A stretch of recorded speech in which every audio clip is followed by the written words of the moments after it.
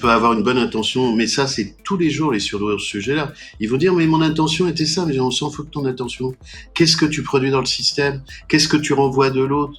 Qu'est-ce que ça signifie ce que tu fais de la manière dont tu le fais? Ça signifie que l'autre est bête, il est lent, il est con, il n'a pas réfléchi, il n'a pas compris, ben là, ça, il a compris le message. Hein. Donc si en plus tu dis que c'est une bonne intention, il ne te croit pas 2 secondes.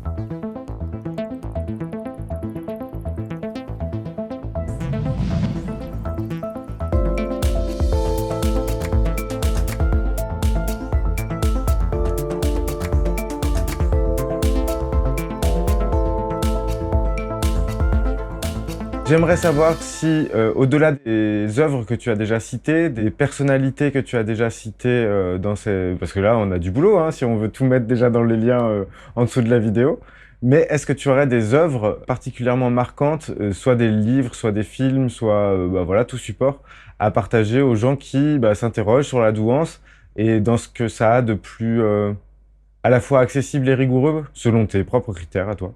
Alors, j'ai un gros problème de mémoire, donc les films, je sais pas répondre, Ok. ça colle pas.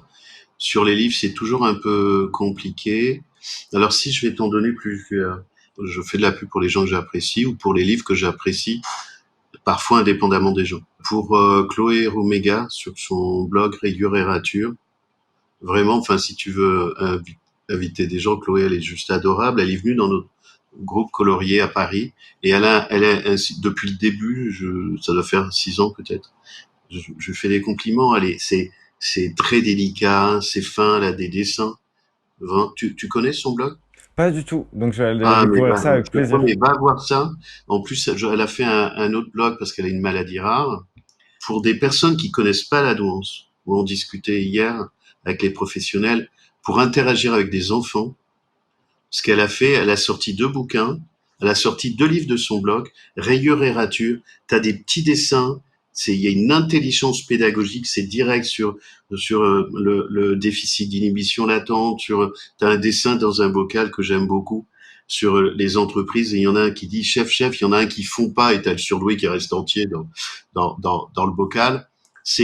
C'est léger, c'est fin, c'est pertinent, c'est exceptionnel. Il y en a un autre, alors Sandrine Ronget, elle a des livres qui ont des pédagogies un peu originales. C'est Un caméléon trop sensible qu'elle a fait au premier confinement. Et c'est un peu comme un almanach, tu as des thèmes de la douance, ça aussi c'est pédagogique, mais moi mon métier c'est de la pédagogie.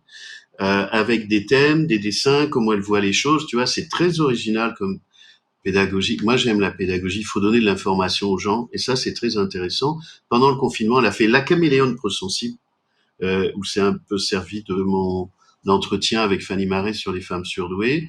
Et puis, elle vient de sortir un truc qui est très récent, qui est beaucoup plus douloureux sur les pervers et comment elle a survécu à son histoire personnelle, familiale et pour sauver ses enfants. Donc Sandrine Ronget, qu'est-ce qu'il y a? Tu as le livre aussi qui est sorti récemment d'Hélène Vecchiali et c'est le zèbre sur le divan. Hélène, elle a fait un bouquin sur les pervers, un bouquin qui est aussi un succès sur le silence des femmes, tu vois, dont tu imagines le contenu. Et là, c'est le zèbre sur le divan et elle fait un très beau travail. Autre livre que j'ai trouvé vraiment intéressant, voire courageux par certains côtés, de Christelle Petit-Colin, J'ai pas les codes. Alors là, il y a des trucs drôles quand même. Elle a fait des trucs que j'aurais pas osé faire. Donc sur les small talk, tu vois, des surdoués. Et elle dit, mais en fait, c'est de l'épouillage des singes. Faut y aller quand même. Hein. Et en fait, le but, c'est pas d'avoir du sens ou de faire des trucs intelligents, c'est de s'épouiller. Donc tu t'épouilles.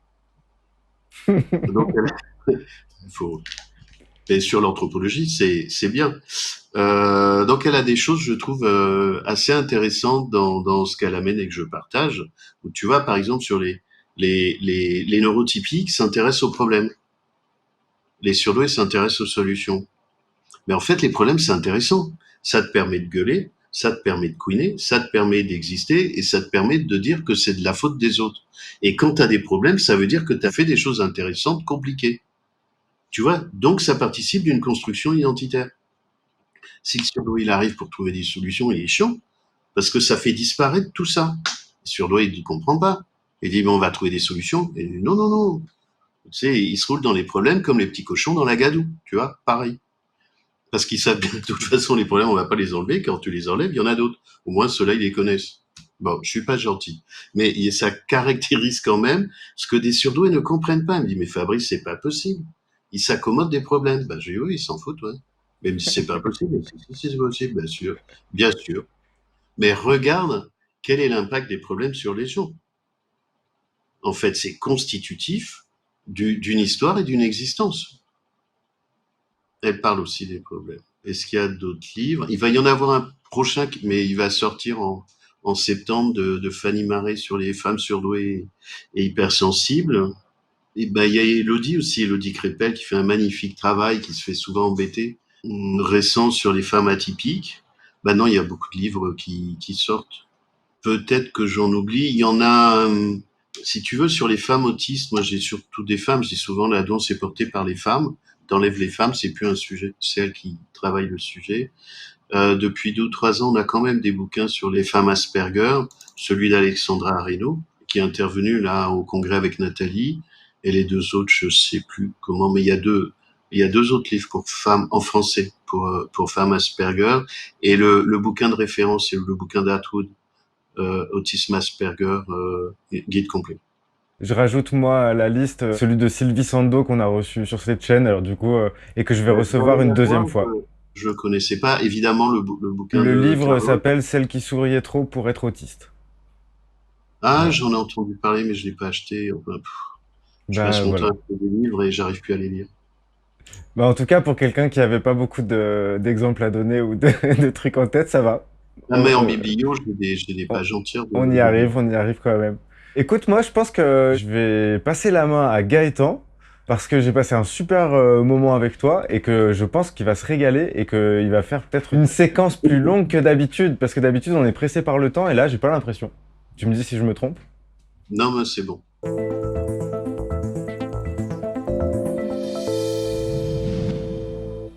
Bonjour Fabrice, merci beaucoup pour l'échange que tu as déjà eu avec Mathieu. J'y ai trouvé beaucoup d'honnêteté pour le coup, beaucoup Merci. de moments aussi joyeux avec à la fois de la relativisation, mais aussi avec de l'écho de choses que je peux ressentir ou vivre.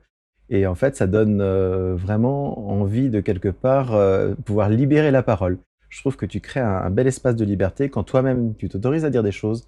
Bah, finalement, ça donne aussi envie de péter le cadre derrière en arrivant en disant vraiment totalement ce qu'on pense sans garder les codes, sans conserver les codes. Mais j'ai mon petit parent intérieur qui va quand même garder les codes, bien entendu, et faire les choses. Mais ça donnait envie effectivement d'interagir tout de suite et même d'interrompre Mathieu en plein milieu de l'interview. Moi, son 06, je vais lui parler à ton parent intérieur. Donc finalement, j'ai pouffé de temps en temps de loin pendant que Mathieu parlait, mais j'ai pas été jusqu'à l'interrompre pendant l'interview, j'ai gardé le code. Ce que j'ai retenu, et évidemment, si à un moment donné dans ma synthèse, il y a des choses qui ne sont pas correctes, n'hésite pas à m'interrompre et à me dire j'ai Je te mal dirai. compris, j'ai mal interprété. Ce que j'ai retenu, c'est que ça fait donc 35 ans que tu étais dans le coaching, que et ça j'ai bien aimé, parfois tu étais non seulement quand tu es dans la notion de test, tu étais aussi à un moment donné à tester non seulement le test de QI, potentiellement quand tu l'avais fait, mais aussi à tester le professionnel qui était en face de Évidemment. toi. D'ailleurs, elle me l'a dit, hein. Elle m'a dit quand je t'ai vu arriver, j'ai eu peur, je savais que j'allais être cuisiné. Ben, j'ai évidemment. Parce qu'il m'est arrivé d'avoir un psy justement qui m'a confié pour une fois, il a un peu lâché le cadre en disant bon, je savais que je vous recevais aujourd'hui, il fallait que je sois en forme. Qu'est-ce qu'il veut me dire? Bah oui, Mais pas il avec avait les bien autres. compris. Pour autant, il me l'avait jamais dit, j'ai découvert que 10 ans après. Oui, j'ai entendu aussi ce que tu évoquais sur le côté, la personne qui peut être libre en toi, dans ta personne, n'est pas nécessairement bien élevée. Et moi, si ça me fait écho à moi, c'est qu'à un moment donné, c'est Juste vrai pardon, que, ce que tu appelles bien élevé, c'est-à-dire docile, enfermé et aliéné. absolument, de faire ce qu'on attend de moi à l'endroit où je pense qu'on attend ça de moi.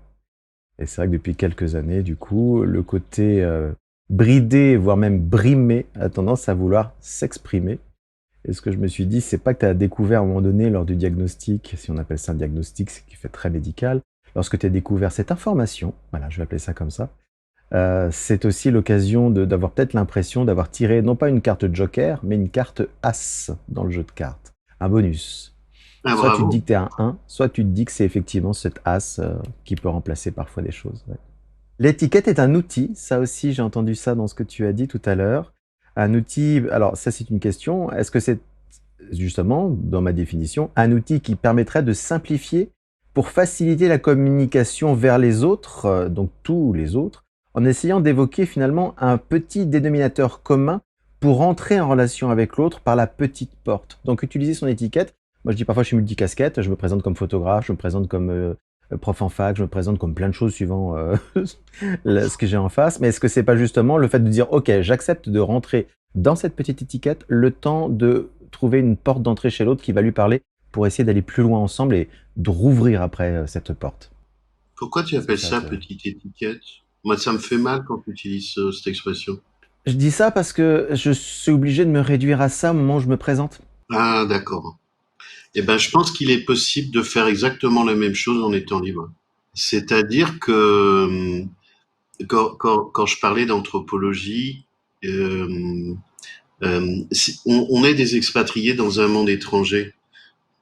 On va causer avec des Chinois, on va pas se réduire. C'est de l'adaptation sociale et interactionnelle. C'est un principe de réalité. Si c'est ça qui marche, ça marche. C'est-à-dire que on est entre compromis et compromission.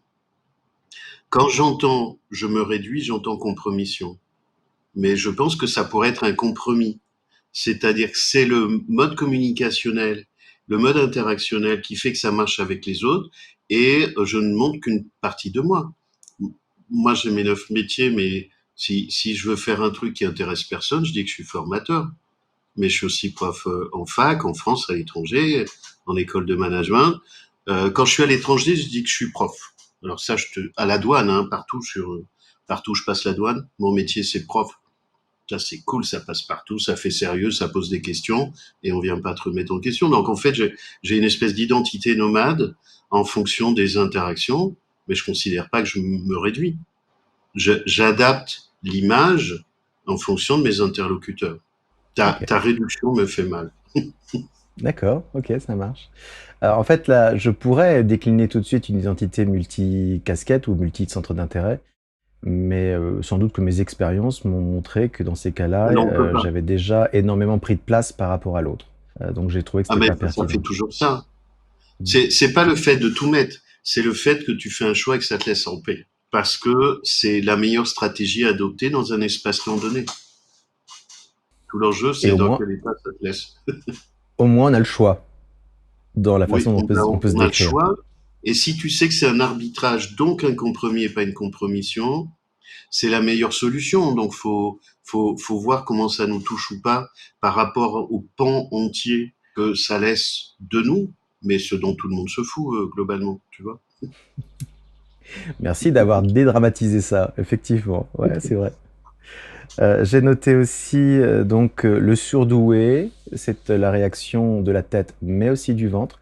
Tu es revenu à plusieurs reprises là-dessus et ça me parle de plus en plus, cette notion complète. Le ventre aussi, non pas comme un problème, mais comme une façon finalement aussi de réagir ou d'interagir finalement avec la tête. En fait, pour moi, ça va plus loin. Ce dont je parle pour THP et TTHPI, c'est que le cerveau, c'est de la tête aux pieds, c'est tout.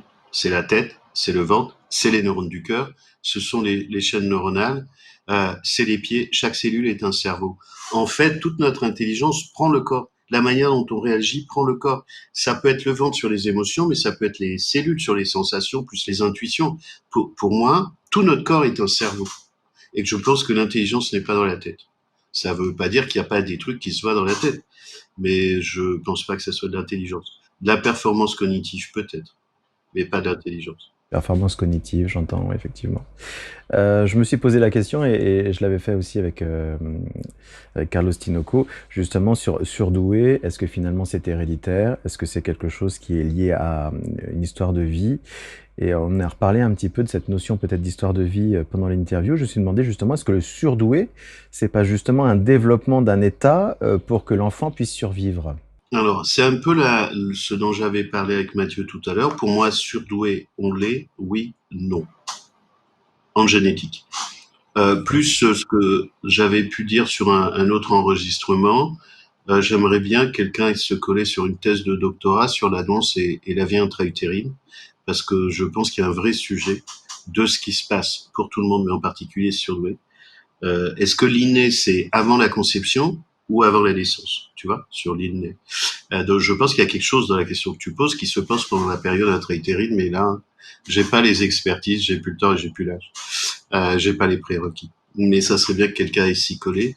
Et je pense que ce que tu dis sur est-ce que ça arrive en cours de route, pour moi, si ça arrive en cours de route, c'est des traumas. Tu soignes les traumas et la personne, elle redevient normale. Ouais, tout à Sinon, fait, tu d'accord. soignes les traumas et la personne, elle reste surdouée. Mais dans ce Il peut cas-là, y ça avoir, arrive pas en cours de route. s'il y Ça a un peut se trauma, révéler en cours de route, tu vois. ouais. Si tu as été enfermé dans une boîte maltraité, qu'on a dit que tu étais con, mauvais comme beaucoup de gens, maltraité avec des parents toxiques comme beaucoup, pas tous heureusement, ça rassure, mais quand même beaucoup, eh ben déjà t'as même du mal à concevoir que t'es juste à peu près normal. De là à considérer que t'es surdoué au regard de l'image collective qui est le haut potentiel neurotypique brillant, enfin le blond, ah ben là non, jamais, mais Quand tu jamais de dis la le vie. blond, ça me fait penser aussi à une série américaine, Le Mentaliste, où tu as un blond un peu un style anglais, où évidemment il arrive sur un lieu de crime et il devine tout ce qui s'est passé. Un peu l'idée de la série française qu'il y a eu aussi, mais on a un blond, là aussi, au sens propre pour le coup. Mais alors, il y a deux séries mentalistes, Ouais, mais là en plus c'est un autiste dans son exact. fonctionnement, de la manière dont il est habillé. Alors, il a un côté décalé, c'est-à-dire que pour moi, c'est pas que un haut potentiel normal neurotypique HQ, il a des choses qui débordent la normalité du monde normal, au risque d'être chiant, asocial et de pas comprendre les codes. Et avec ce côté magicien de deviner les choses plus que les autres.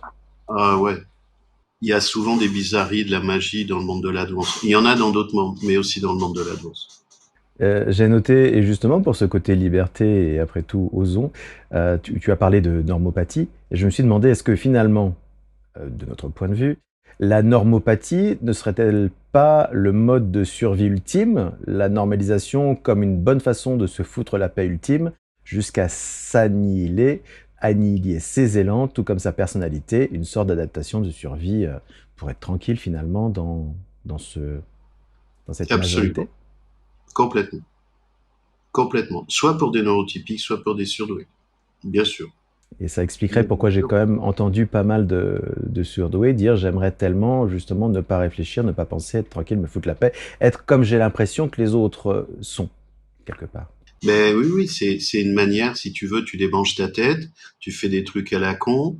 Comme je dis souvent, les surdoués se pensent imposteurs alors qu'on est dans un monde d'imposture. Si ça te dérange pas, pourquoi pas, mais c'est une manière. Mais si tu veux, dès qu'il y a du trauma, on trouve ça dans les exercices ou les cours en psychosociologie, de la manière dont les gens lâchent. Aujourd'hui, il y a un tel niveau de complexité, y compris géopolitique ou psychosociologique, que si tu lâches, t'abandonnes ta vie. T'abandonnes ta vie. C'est l'histoire de la grenouille chauffée où ça monte tout doucement. Aujourd'hui, beaucoup de gens sont morts déjà dans la société ou dans le monde. Ils sont Cette, foutus. cette impression à un moment donné d'être trop sec à l'intérieur après avoir composé, effectivement, moi Ah, je ils ont parle pour abandonné l'avoir leur vie. ressenti. Et après, Ouais. donc ils deviennent violents, forcément. Il y a un effet de boomerang. Qu'est-ce que tu penserais de ceux justement qui utilisent tout ce qui est travail de psychologie et autres, mais tu as parlé de politique tout à l'heure, donc justement qui utilisent leur savoir-faire au service de la politique, ces personnes qui font ce choix-là, t'en penses quoi? Moi, je connais très bien le monde politique depuis très longtemps. C'est pour ça que j'essaie d'éviter d'en parler, mais que j'étudie depuis très longtemps. Pour moi, il est aujourd'hui trop dangereux. Donc, je pense que soit c'est de la naïveté, soit ils ont vendu une partie de leur âme, soit toute leur âme. Soit ils peuvent faire. Ça dépend à quel niveau de la politique. Hein. C'est clair que la politique de proximité dans les villages, il y a besoin. Et un certain nombre de surdoués ont des mandats municipaux ou autres. Au-delà du municipal, j'ai bossé pour des conseils généraux régionaux et des collectivités locales. C'est assez inégal, mais tu es quand même exposé à des choses qui rendent fou. Tu vois, si tu as le sens de la justice, de l'équité, de l'honnêteté, de l'intégrité, à un moment donné, tu meurs. Donc voilà, pour moi, c'est plutôt un monde à fuir aujourd'hui, déjà avant, parce que ça s'est accéléré. De ce qu'on voit en plus des dernières élections, c'est juste pathétique. Mais au niveau municipal ou de communauté, même s'il y a des choses assez terribles, je vois des surdoués qui font de belles choses. On peut encore, selon comment sont montées les équipes municipales, mais des choses acceptables et de bonne volonté. Ce que je m'étais dit aussi, c'est est-ce que finalement la société ne trouvera pas une façon, et c'est par le biais des étiquettes qui nous sont proposées, surtout en ce moment, est-ce que c'est pas une façon de la société de nous réintégrer, comme tout organisme vivant chercherait à réintégrer toutes ses parties, même celles qui feraient 2% pour le coup? Alors, elle fait plus de 2%. Je pense pas que la société ait une intention sur ce sujet-là.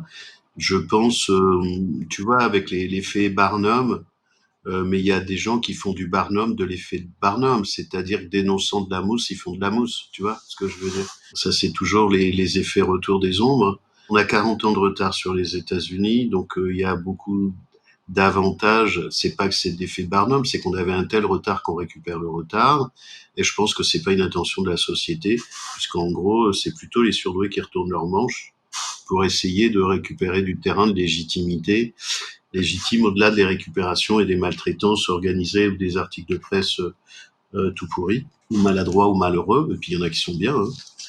Mais si tu veux, dans la société, il y a tout ce qu'il y a autour de l'école, mais c'est tellement terrible, mais en même temps, les enseignants se font tellement maltraiter que tout le monde maltraite tout le monde. Donc je sais, enfin, voilà, il y a plein de circonstances atténuantes, mais quand même, les gamins se font pas mal abîmer. Dans les entreprises, ce qu'a fait Christian Charlier, Céline Tovar et depuis plusieurs organisations, moi j'ai des gens qui ont monté des réseaux intra-entreprises sur la diversité. Donc tout ça est récent, hein, ça a juste quelques années. Enfin, des gens qui sont venus dans mes formations, avec lesquels j'ai eu à travailler. Mais ça va prendre du temps. Hein. Avant d'intégrer, c'est au-delà de ce qu'on dit qu'on fait, il y a aussi les phénomènes de jalousie, de projection, de compétition, d'apprivoisement. Tout ça continue à exister. Je pense qu'on a des sympathisants, c'est-à-dire des gens qui sont pas surdoués, mais qui sont de bonne volonté, bienveillants.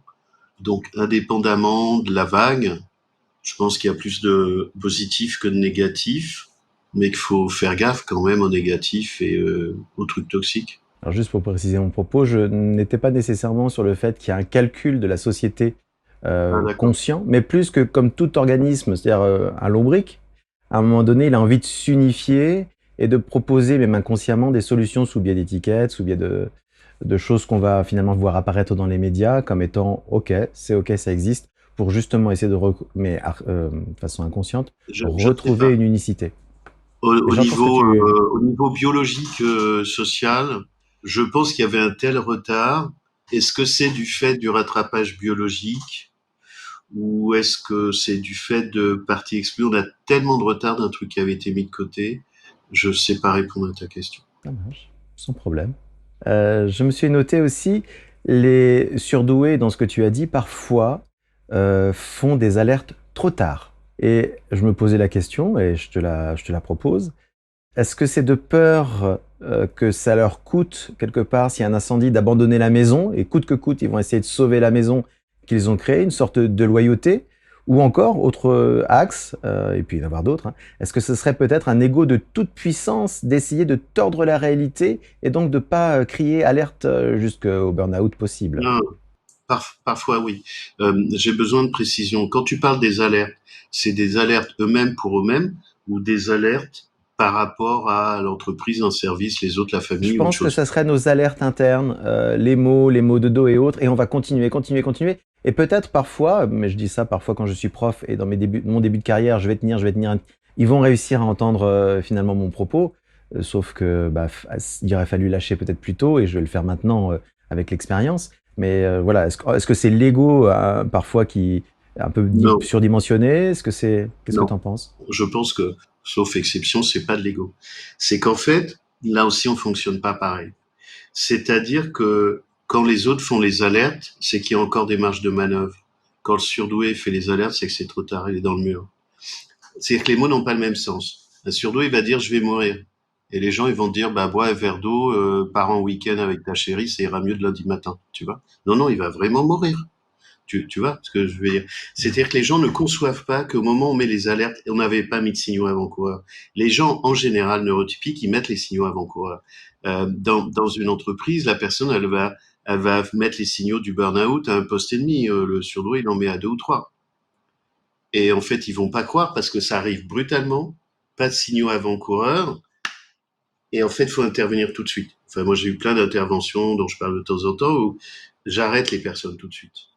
Ou alors je dis aux autres, non, là, faut tout de suite prendre une décision. Tout de suite, là, maintenant. Pas demain matin, maintenant. Et t'as un autre programme, c'est même pas mal. J'attaque la falaise, il y a une forme de déni, je sens plus rien, ça va se passer. Moi, j'ai fait 1 ou 2 burn-out, plus d'autres. Et il y a aussi une forme de toute puissance. Il y a aussi, on peut l'avoir peut-être plus chez les femmes que chez les hommes, c'est que je vais expérimenter les limites de mon système. On est dans le dur, très bien, on va faire comme le tunnelier, on avance. Et puis, ou alors on va dire non, non, mais ça va se passer, bon, c'est un peu chiant, mais et en fait, ça prend des mois et des années, et puis après, poum, tu tombes. Donc le référentiel est pas les mêmes, et c'est pas forcément. Alors ça peut être une question d'ego, mais dans ce cas-là, ça va parler d'une histoire familiale et générationnelle, tu vois, d'éducation, besoin de prouver, de montrer. Donc surdoué sans les traumas et le bazar à côté, c'est juste que tant qu'on n'est pas arrêté, on avance.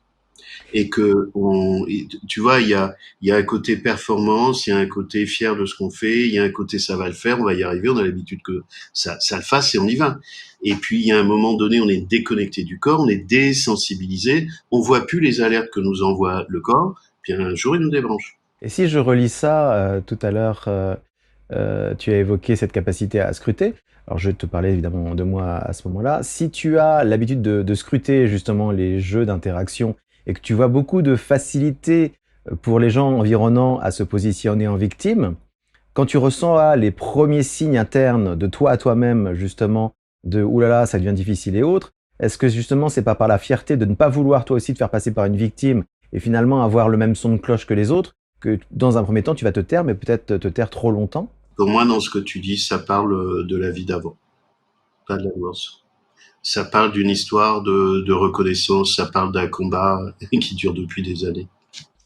Ouais, très intéressant, merci. En plus, tu me l'apportes sur mesure. Merci beaucoup à toi, Fabrice. Tu as parlé donc en disant les neurotypiques et les atypiques, éventuellement les atypiques qui vont scanner assez rapidement ce qui se passe. Et puis c'est vrai que souvent, on peut être amené à entendre des gens qui sont dans l'incompréhension de ce qui leur arrive. Et en plus, en étant extérieur à leur histoire, c'est plus facile d'évoquer avec eux ce que l'on voit. On est plutôt axé, comme tu l'as dit, solution que problème à un moment donné. Et il y a quelque part aussi, quand la personne à qui on apporte une solution ne la prend pas, une frustration se disant si elle prenait la solution qu'on lui apporte, peut-être qu'il y aurait un plaisir à le résoudre ensemble, ce problème, et du coup ça ferait une sorte de flambée de plaisir. Donc il peut y avoir aussi la frustration que l'autre n'accepte pas parce que c'est pas son mode finalement de fonctionnement, il est plus sur le problème, mais nous on se retrouve dans une impatience de ah ouais mais regarde il y a ce machin là, et en fait ça nous appartient à nous tout seuls et il y a une disconnexion avec l'autre, c'est dommage. Oui, parce que c'est pas le même mode de fonctionnement. Les gens ne veulent pas forcément des solutions, ils veulent pas forcément se prendre la tête. Et puis dès qu'on donne trop de solutions, on va commencer à prendre du pouvoir, donc ça perturbe l'ego de l'autre parce qu'il a l'impression qu'il est confeignant ou autre. Oui, des fois c'est vrai en plus. Puis des fois il est pas dû. Tu vois ce que je veux dire? Donc ça parle, comme je dis souvent, c'est pas l'intention qu'on a, c'est l'effet qu'on produit.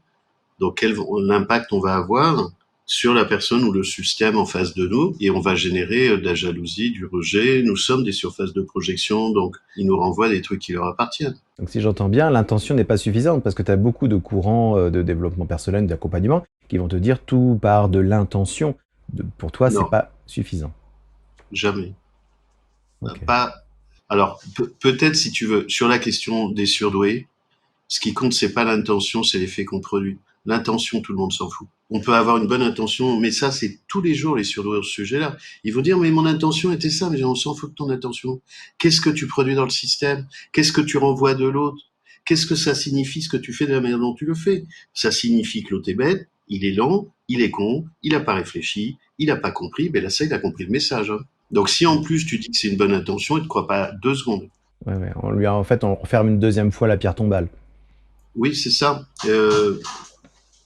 Et faut pas être dupe de ça. C'est-à-dire on peut échanger sur nos intentions entre personnes de bonne volonté, sur le haut pas. Je fais pas de racisme. Mais des gens qui sont sensibles à ton intention, tu vois, il y a moins de monde. Hein. Mhm. Surtout quand ça les agace. J'ai entendu de toi que tu disais, on peut me faire des critiques ou on peut me faire des compliments, mais moi je m'intéressais au pourquoi. Pourquoi ce compliment ou pourquoi cette critique? Et moi je me suis dit très naïvement, est-ce que tu as déjà essayé de demander à quelqu'un pourquoi il te faisait un compliment? Tu as quoi comme Non, mais retour bien quand tu sûr. poses cette question? Bah oui, évidemment, oui. Et la Oui, personne te oui, je répond propose quoi? ça beaucoup pour les surdoués. Comme on se connaît pas, c'est-à-dire qu'on se connaît de nous à nous-mêmes dans notre bocal de poisson rouge, mais on ne sait pas l'effet qu'on produit chez les autres. Donc très souvent, ce que je dis aux gens, c'est surtout comme on peut pas le savoir nous-mêmes dans la manière dont on traite l'information entre nous et nous, il faut aller consulter les autres. Donc demandez aux gens, que ce soit des compliments ou pas des compliments, demandez-leur ce qu'ils ont vu. Si c'est pas des compliments, qu'est-ce qu'ils auraient aimé voir? Qu'est-ce qu'on a fait qui les a dérangés? Qu'est-ce qu'on aurait pu faire qui ne les aurait pas dérangés? En quoi on a été perturbant pour eux? Et c'est surprenant les retours. Hein. Bon, moi depuis le temps, je le sais en général, mais je peux le demander aussi. Ou si on nous fait des compliments, qu'est-ce que l'autre a vu de nous? Pourquoi il dit ça? Ça va être intéressant. Parce qu'en Et on général, te... pour les surdoués, les compliments, ils les prennent pas parce qu'ils sont Ouais. rarement au bon niveau. Tu vois, c'est très générique, très général. Ça peut être banal. Le surdoué, il veut que ça soit précis, opératoire, que ça soit utile, que ça soit justifié, que ça soit singulier, que ça soit concret. Là, t'as moins de monde. Hein. Sur mesure, concret, et les mots ont un sens. Mhm. Ça Oui, me parle. et que ça correspond à ce que toi, tu ressens. Sinon, c'est bateau, c'est flasque, tu vois. Pouf, c'est du bubblegum. Et donc, Ça ça paraît de sert la à rien. politesse et non pas du partage. Mhm. C'est superficiel. C'est superficiel. Tu as évoqué aussi que tu ne concevais pas de ne pas comprendre, Jamais. que tu aimais avoir deux coups d'avance. Et je me 12. suis demandé si c'était aussi quelque part une façon de se protéger, en particulier de l'arrivée des émotions, parce que si tu as deux coups d'avance, tu as moyen de bloquer un petit peu tout ça avant que ça arrive. Alors, bah, pas deux, 12, hein. Deux, c'est pas assez. Euh, Pardon. mais, non, je t'en prie. Non, deux, c'est pas assez. Alors, pour une part, c'est les émotions, mais pas que. C'est qu'en gros, j'aime pas me faire emmerder ou manipuler. Donc, moi, je préfère plus manipuler, hein, c'est inhérent à l'intelligence. La question, c'est est-ce qu'on fait le bien ou le mal? Tout le monde manipulant tout le monde par ailleurs. J'aime bien avoir 12 coups d'avance parce que j'aime pas me faire avoir. J'aime bien gérer mes stratégies comme je veux, avoir le temps et avoir des options et des marges de manœuvre. Et comme en général je vois beaucoup de choses d'avance, pas tout le temps, et des fois je me plante bien sûr, c'est beaucoup plus apaisant pour moi. Et puis si tu veux, 12 coups d'avance, personne ne les voit. Alors, apaisant, et je vais aller vers la tranquillité. À un moment donné, tu as parlé des satisfactions plus que du plaisir, et tu as dit aussi un peu plus tard, naître peut être vu comme un sacrifice. Et justement, là, ce qui m'est venu en t'écoutant, c'est est-ce que c'est le sacrifice de quoi? Le sacrifice de la tranquillité, justement? À la naissance, tu Ben, sacrifies qu'est-ce ta que je tranquillité? sacrifie? Ben, ma tranquillité sur Terre, on a quand même des contingences. Tu vois, il paraît qu'il faut travailler, gagner des sous, il y a des trucs. Tout ça a des limites parce qu'il y a quand même beaucoup de choses inutiles sur les dépenses qu'on peut faire de l'argent. Pour autant, l'argent, c'est aussi un sujet pour les surdoués. Qu'est-ce que je sacrifie? Ouais, ma tranquillité. Moi, je serais dans ma grotte à faire de la recherche et à travailler sans les contingences ordinaires de la vie ordinaire. Ça me va bien. Hmm. Cette tranquillité est importante pour toi. Le Sinon, je suis en NPTI, feu. Hein. C'est la tranquillité en mode Tchernobyl. Hein. Mais oui. dès qu'il y a de l'interaction, en fait, le feu commence à s'attiser comme le vent viendrait de souffler dessus. Ben oui, c'est une belle image. Après, t'as du feu qui ressource et t'as du feu qui crame. Tu vois, avec l'incompréhension, l'impuissance, la trahison, la bêtise, il y a ça quand même assez fréquemment, ou la maladresse. Moi aussi, je peux être maladroit, mais ou l'incommunicabilité. Très souvent, c'est l'incommunicabilité. Il n'y a pas grand-chose à faire. Hein. Tu sais déjà qu'il y a plus, il y a pas d'option. Ouais, donc il y a une déception dès le début puisqu'il n'y a pas d'option possible pour communiquer. Ouais. Tu t'en rends compte Ben, plus vite il y a pas finalement de que ton interlocuteur. déception. Ça fait trop longtemps que je suis au courant de ça. Je sais que c'est comme ça. C'est une forme de de fatalité, de lucidité. Mais ça fait l'économie de certains combats que j'essaie de préconiser à d'autres. Hein. Il y a des combats inutiles, ça sert La, à f- rien. la, la fatalité chez toi, du coup, ne me paraît pas triste. Je dis une bêtise ou pas? Ben, je peux avoir d'autres formes de tristesse, mais pas de ça. La fatalité, c'est un principe de réalité. T'as un mur, tu vois, il te plaît pas, c'est un mur, hein, tu peux toujours taper dedans, c'est un mur. T'es expat dans un monde étranger, il y a des choses qui te plaisent pas, bah tu fais avec les autochtones. Et on peut vivre correctement comme expat. Hein. Mais il vaut mieux avoir les codes, tu vois, Ouais. locaux. Sinon, t'as des emmerdes quand même, selon les Effectivement, endroits où tu es. concept de réalité là aussi. Tu as parlé de volonté, discipline, effort, rigueur. Donc, est-ce que volonté, discipline, effort et rigueur, c'est en fait ton cap, ta Oui. boussole? Je sais pas si c'est ma boussole, mais j'ai le programme, j'ai les équipements depuis la naissance. Et j'observe que ceux qui l'ont pas ont des difficultés. Celles qui n'ont pas ça ont des difficultés. Donc, c'est une stratégie pour limiter les difficultés. En tout cas, c'est une voie que tu as trouvée pour que ces difficultés C'est soient la colonne amoindries. vertébrale. Les animaux qui n'ont pas de colonne vertébrale ont une carapace. En Mhm. fait, c'est un peu le même organe. Je préfère avoir une colonne vertébrale pour me baisser. Et pour la flexibilité, c'est mieux que la carapace, en fait. Et pour se relever aussi, la colonne vertébrale, c'est pas mal. Ouais, La carapace, c'est ça mieux. La alourdit. carapace, tu sais, comme la tortue, quand t'es sur la coque, Ça c'est alourdit, oui. mollo, hein. Tu peux mourir. Hein. Vous avez ensemble évoqué les NBTI. En vous entendant parler, ça m'a intéressé. Alors, bon, sur le fond, ok, mais j'avais déjà un petit peu lu autour. Mais quand tu évoquais on est les uns les autres par On est rapport aux tout. descriptions, c'est vrai que je comprends mieux pourquoi finalement il y a une sorte de confusion quand je regardais la nomenclature et qu'éventuellement je ne voyais pas précisément où j'allais pouvoir m'y mettre. Comme tu l'as dit, finalement, on peut être à plusieurs endroits à la fois On est suivant la... partout. On est partout On est tout le partout. temps. Il y a des choses qui peuvent bouger de notre environnement, mais en tout cas, on a accès à tout, ce qui n'est pas le cas pour neurotypique. Là aussi, il y avait quelque chose que j'ai trouvé important. Donc, tu évoquais 2% ou plus de détectés. Ça peut donner l'impression extérieurement, puis en plus, c'est traité par les médias comme un sujet parfois d'amusement. C'est vrai que YouTube et autres solutions maintenant de diffusion de l'information fait que plus de monde peut avoir l'information et se retrouver. Donc, c'est finalement qu'il n'y a pas nécessairement plus. C'est comme tu l'as dit, qu'ils vont être détectés ou qu'ils vont se retrouver dans des descriptions, voire même maintenant grâce à l'accès à l'international en termes d'information, ce qui n'était pas le cas il y a 30 ans de façon aussi facile, sauf pour des chercheurs Mmh. dans ces spécialités-là. Maintenant, monsieur, madame, tout le monde peuvent se reconnaître dans des profils et en parler sur les forums, parce que là aussi il y a des zones de discussion, alors qu'avant c'était juste, ils se sentaient, enfin ils n'avaient pas l'info en fait. Ils savaient même pas que ça existait, tout simplement. Donc c'est pas que Ben, c'est plus non. nombreux, c'est que c'est plus visible peut-être. Alors, c'est plus visible, il y a de l'information, il y a de l'information plurielle, il y a de l'information que tu peux croiser. C'est pour ça que pour moi, un surdoué, il peut légitimement s'auto-identifier. Il y a des gens qui pensent pas ça, mais je pense que, enfin, c'est leur problème. Alors évidemment, tu auras toujours, oui, mais il y en a qui se disent surdoués quand ils ont des emmerdes, que leurs enfants ont des emmerdes. Évidemment, il y aura toujours des trucs à la marge, mais c'est pas obligé de les ramener au centre. Un surdoué, c'est pas con, hein, comme je disais avec Mathieu, a priori, ça c'est gérer la formation. Il se prend tellement de la tête depuis le début que quand même il a un petit avis sur lui. Et si on lui donne l'information qui coche les cases, qui peut le rendre plus heureux et plus libre, normalement il bouge. Donc évidemment qu'un surdoué normal peut s'auto-identifier légitimement. Évidemment que ça peut être judicieux d'aller passer un test. Moi, je l'ai fait à condition de trouver un bon professionnel parce que le problème, alors le test peut être un problème, mais surtout professionnel. Et il y en a qui sont remarquables sur le test et tout le processus. C'est pas réductible au test quand c'est bien fait, mais c'est tout le processus. Il y aura un problème si la personne est hétérogène, selon comment on lui explique l'hétérogénéité, parce que là, il y en a qui sortent en pleurs. Hein.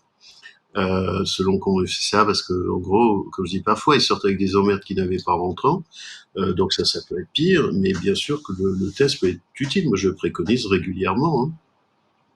Mais en tout cas, faut pas se tromper. C'est-à-dire que les personnes pour lesquelles je préconise le test, je leur explique que c'est un test, mais c'est pas, on va pas forcément leur expliquer comment ça se passe dans leur vie, pourquoi ça merde avec leur mari, leur femme, leurs enfants, leurs chefs, leurs collègues. C'est un test. Hein, comme je dis aussi parfois, tu vas à la pâtisserie, t'achètes un croissant, t'as pas une tarte aux fraises, hein, t'as un croissant. C'est tout, point barre. Bah là, c'est pareil. Et donc, je vais plutôt sécuriser et parfois, je protège les psys. Il y en a qui ont des doutes. Mais il y a des gens qui m'envoient leurs tests. J'en ai des centaines de tests. Hein. Quand je parle des tests, j'en ai plein. De toute nature. Et souvent, je hurle ou je pleure, c'est au choix. Et puis, des gens qui me disent, voilà ce que j'ai eu. Bah, je dis, le psychologue a fait le job. Hein. Ça vous plaît pas, ça c'est autre chose, et je suis d'accord avec vous et je comprends. C'est un discours abscon, je comprends. On vous parle de notes, ça vous énerve, je comprends.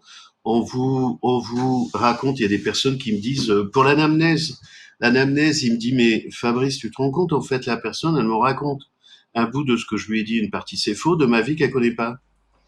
Ben, je dis, ça s'appelle anamnèse.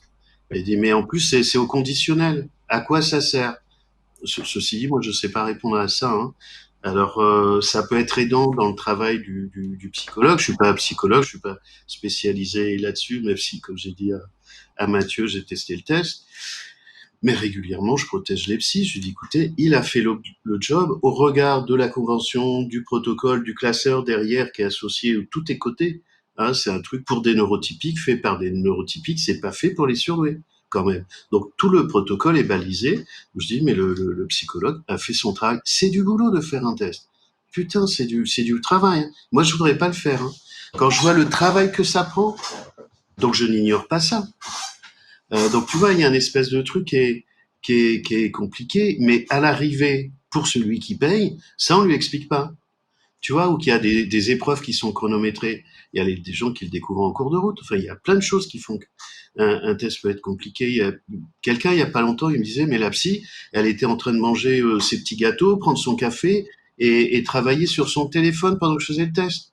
Et mais ça rend fou. Ils n'ont pas été assez préparés à passer le test par la personne qui les fait passer. Ben, c'est le process, l'environnement, et il y en a qui sont attentifs à ça.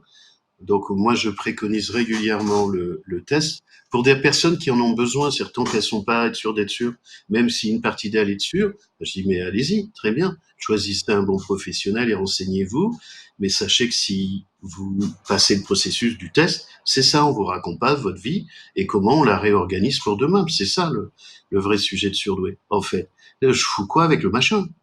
Parce qu'il y a toujours une partie des gens qui a pas de doute, toujours, toujours, toujours, toujours pour tous les surdoués. Il y a toujours une partie quelque part dans la structure qui n'a pas de doute. Mais elle est planquée. Hein. Oh putain, elle est cachée hein, pour beaucoup. Je dis des fois dans le placard à balai sous la serpillière, tu vois, mais quand même, elle fait ça, hein, elle bouge. Et plus le temps passe, peut-être plus il y a eu de choses posées justement devant pour pas le regarder, pour garder Alors ça, l'équilibre. c'est difficile, ouais. C'est ce qui fait que qu'il y en a qui abandonnent le sujet en vieillissant, alors que pour moi, il n'y a pas d'âge. Il n'y a pas d'âge. Mm. À tout moment. C'est trop tard, bien sûr, c'est trop tard, mais c'est jamais trop tard. C'est dommage, c'est du gâchis, oui, bien sûr. Si on reprend le sujet de l'âge, tu as évoqué aussi finalement ton envie de faire de la transmission, de ton travail, de ton savoir. Donc ça devient un sujet de préoccupation en ce moment sur la période pour toi. Et est-ce que je peux comparer ça, ou est-ce que c'est abusé, à encore un enfant, mais un enfant plein de bonne volonté que tu pourrais laisser après toi au monde?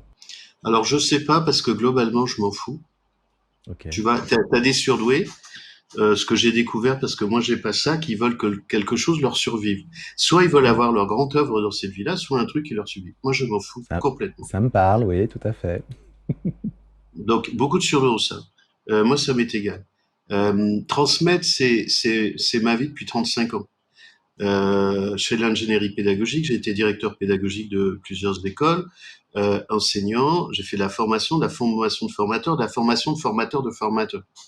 C'est mon job dans tous mes métiers, transfert de superviseur, d'enseignant, de médiateur, de thérapeute, c'est de la pédagogie. Donc je fais de l'appropriation, de la culturation, de la transmission. Sur la question de la douance, ben je vais mettre là mon campus digital en route pour faire plusieurs choses. J'ai plusieurs assistantes. Et puis après, je sais pas ce qu'il adviendra de ça. Je fais ce que je peux comme je peux. Et en tout cas, c'est pas du stress pour moi. Je m'en fous. C'est pas mon moteur. Voilà, c'est pas un but, c'est pas le moteur en tant que tel. Rien du tout. Ok. De la même manière que tu as parlé de photos, ma mère prenait beaucoup de photos et à un moment donné, ça m'énervait très beaucoup. Je prends pas de photos, je veux pas de photos. Donc, si tu veux, la notion de la mémoire, mais je disais avec Mathieu, j'ai plein de mémoires qui ont disparu. Mais ce qui va advenir de moi, ce qui m'intéresse ici, c'est de sauver mon âme. Ça, j'y tiens. Mais tout le reste n'a pas d'importance, en fait. T'as pas de nostalgie. Ça, c'est pas quelque chose que tu connais. Rien du tout. Ok. Ce que je veux, c'est quand même avoir mes affaires un peu rangées pour ma fille, parce qu'elle a bien compris que c'était un peu le bordel. Donc c'est surtout ça qui me dérange, mais je lui ai dit, hein, ça l'a un peu apaisé parce que je brasse beaucoup de choses, mais c'est tout. Donc ça serait de la culpabilité, mais c'est tout, le reste, je m'en fous. Voilà, La vie sur Terre n'a pas d'intérêt autre. Enfin, on n'est pas tous d'accord là-dessus, c'est la question de la spiritualité, où je vais pas, parce que j'ai aussi des avis tranchés, mais sur qu'est-ce qu'on fout sur Terre. Mais pour moi, à part sauver ton âme, rien d'intéressant. Bon, faire quelques trucs sympas, sauver des gens, faire le bien, c'est pas mal par les temps qui courent. Surtout que tout le monde ne va pas forcément dans ce sens-là, mais C'est une normalement, superbe les gens conclusion. normaux vont dans ce sens-là. Ils veulent aider les gens. Je suis surpris. Tu vois, quand il y a des gens qui vont, des surdoués qui font de la conversion, c'est de l'accompagnement. Incroyable. Mais les hauts potentiels neurotypiques, c'est pas ça qu'ils vont chercher, hein. C'est-à-dire que le haut potentiel neurotypique normal, bon, je lui cours un peu après, là. Ce qui l'intéresse, c'est son ego, globalement. Le surdoué normal, ce qui l'intéresse, c'est s'occuper des autres au risque de s'oublier lui. T'as des trucs importants, hein. On est d'accord, je suis binaire, ça peut paraître maltraitant, ça va agacer du monde, mais j'ai l'habitude. Mais c'est bien, ce sont des cartes typologiques. Évidemment qu'il y a des exceptions des deux côtés. Tu donnes une vraie lisibilité en effectivement mettant ce côté C'est binaire. mon job. Mon job, c'est de la pédagogie. Voilà. Donc moi, je donne des cartes, je fais des cartes, je produis des cartes. Je forme au coaching depuis 35 ans de l'enseignement. C'est de donner des cartes qui sont des extracteurs pour que les gens trouvent des solutions dans leur vie.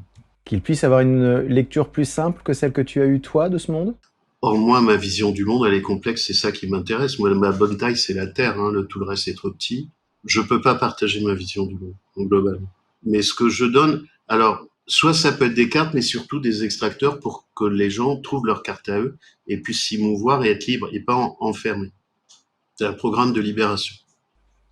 Libération de la réflexion, de l'esprit? Oui, tu vois, il y a souvent une question, c'est quoi ma place? Mais Oui. c'est ma place au risque de l'incarcération quand même. C'est un processus d'enfermement.